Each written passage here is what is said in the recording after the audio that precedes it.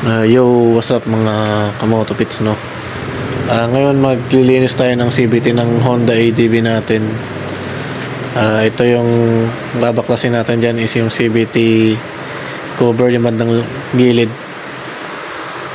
Siyempre gagamit tayo na itong makakailangan na natin yung CVT cleaner. Ito talaga yung ginagamit ko kasi hindi siya kinakalawang and mabilis siya matuyo. Mura lang yan, 99 pesos sa Shopee. And gagamit tayo na itong impact wrench natin, no? Mas better kung meron kayong impact wrench para iwas loose thread sa sigunyan natin saka sa mga thread, and mas mabilis yung trabaho. Siyempre yung mga bala niya na socket wrench size 22, size 19 po yan yung hawak ko.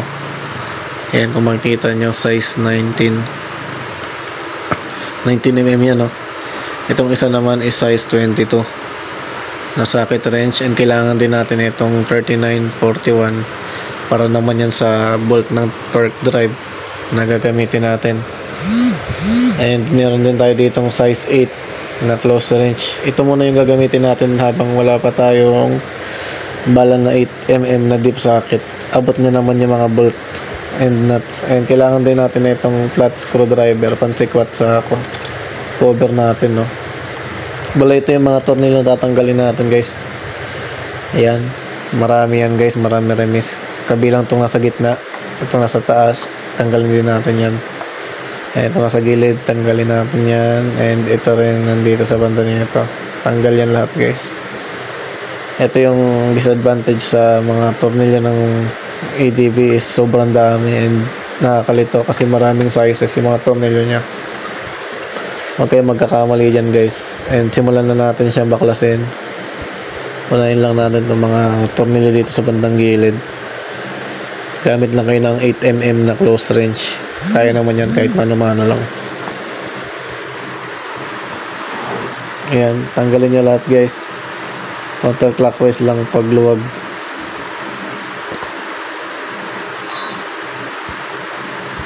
Ayan, matatanggal nyo agad yan, guys, kahit kamayin nyo na pag natanggal nyo na, para iwas loose thread tayo, no?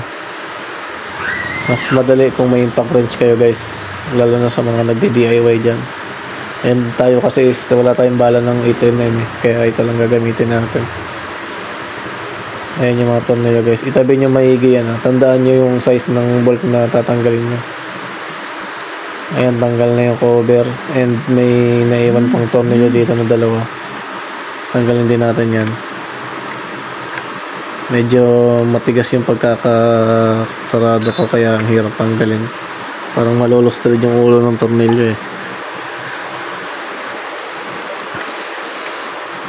Ayan, tanggalin natin, guys. Ayan, tanggal na yung plastic cover. And tanggalin naman natin yung ibang tornilyo dyan sa loob nyan. Ayan, maraming tornilyo yung loob nyan, eh. Ayan, nakita na agad yung bolt. Ayan, gamitan na natin ng impact wrench para mas mabilis. Nanghiram na lang tayo ng bahala. 8mm yan, guys, no? Mas mabilis kasi mayroon na ito, eh. Hirap pag mano-mano babaklas.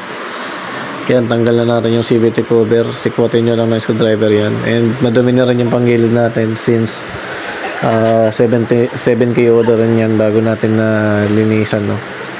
Yung belt nga natin dyan is marami ng bitak. Tingin ko palitan na siya and kinakabahan ako sa long ride pagka yan yung sinasalpak ko.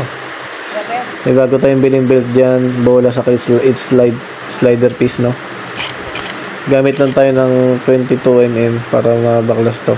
I mean 19mm yan, 19. Baklasin natin tong sabil. Ayan yung washer niya, itabi nyo. And tandaan nyo lang yung washer niya.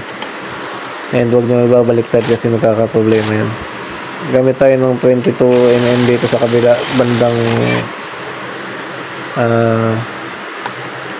dito sa sigunyal na thread sa drive piece.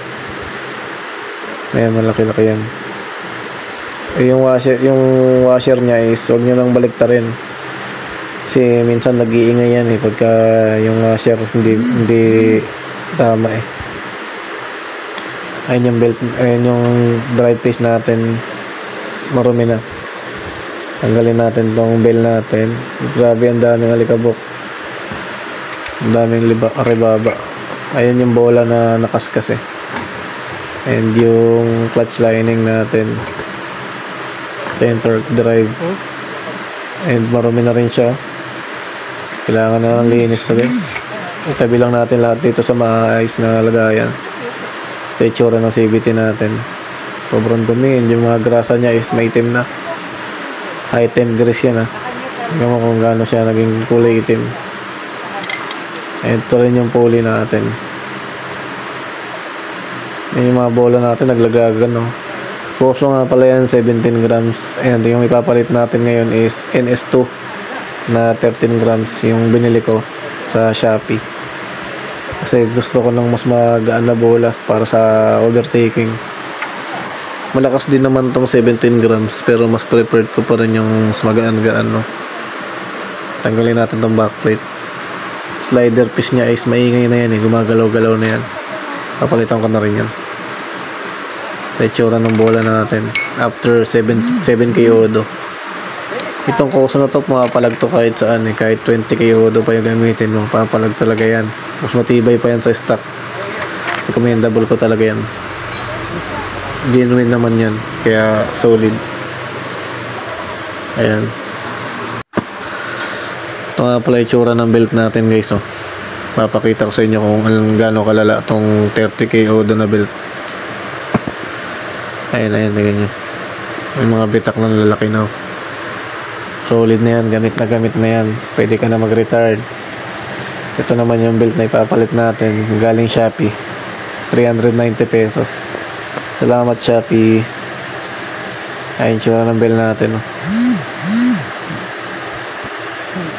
Tingin ko hindi ito genuine eh. Pero sabi nila genuine. Pero magkaiba sila ng materyales. Pagtsagaan na rin natin yan. Ayan, simulan na nating linisan dito guys. Gamitin natin tong brush natin ng pintura. Tanggalin natin tong drive piece. Yung pulley natin pala. Habang nilinisan natin, brushin nyo lang lahat yan bago natin bugaan ng thinner o kaya ng gas. Ayan, yung cover nga pala ng CVT natin is sabunan natin. Ayan yung diskarte ko dyan. Huwag kayo matakot dyan kasi hindi naman yung kakalawangin. Gamitan natin ng toothbrush. Ito yung una nating linisan kasi papatuyuin natin yan agad eh. Mayroon patuyuin yan. Gamit lang tayo ng thinner pagtapos natin patuyuin yung crankcase cover natin. Sinabunan nga pala natin yan no. Gamit lang kayo ng thinner para hindi siya kalawangin. Patuyuin nyo muna bago nyo gamitan ng thinner kasi walang epekto yan pag di nyo pinatuyo. Kalawangin yan. Pero ito yung diskarte natin.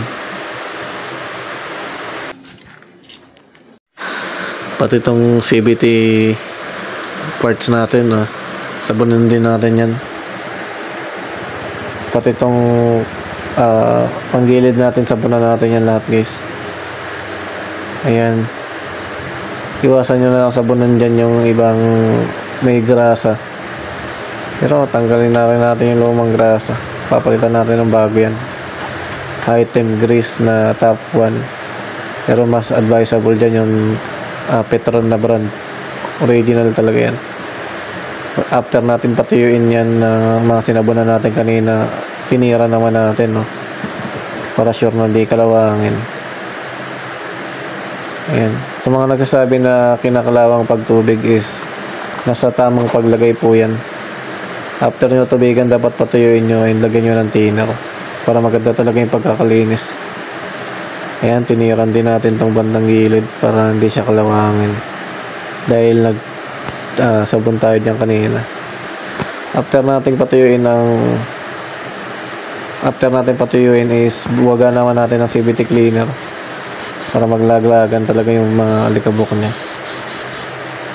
Ayan, tanggal talaga lahat mga grasa-grasa na nakadikit dyan. Ayan, patuyuin natin siya guys. Kung wala kayong blower o kaya compressor, patuyuin nyo lang gamit yung electric fan. Tuyo talaga lahat yan. Hindi nakakalawangin yan guys. Tried and tested ko na yan. Habang pinapatuyo natin, galasahan na rin natin yung mga greasing point natin. Itong mga sigunyal thread ng sigunyal. Hindi natin grasahan yan ng high temp grease. Huwag kayo gagamit ng ibang grasa na hindi high temp kasi matutunaw agad din, magpuputik yung CVT nyo. Pupunta sa belt and magkakos ng dragging. So, need talaga ng high temp na grasa. Di bali ng mahal basta hindi kayo maperwisyo. Huwag nyo nga rin pala grasahan tong bearing natin sa crankcase cover, no? Ginagrasahan din yan, guys. Ayan, no? Need nyo grasahan yan. Kasi yan yung magpapaganda ng takbo natin. Yung tamang grasa lang, huwag yung lunod sa grasa. Ito na yung papalit nating bola, guys, is yung NS2 na NSL pala yan, na speed limit daw. 13 grams yan for click ADB P6. And yung belt natin is yung isa na ganyan lang yan. Iunahin natin yung salpak yan dito, yung belt sa torque drive natin.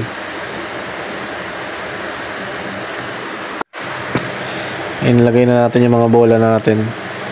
Same orientation pa rin, no, kung paano kinabit yung stock na bola natin. Dapat nasa harap lahat ng markings. Kung stock na bola gagamitin nyo, yung may black and white side kasi yan eh. Lahat ng white side is dapat pa clockwise.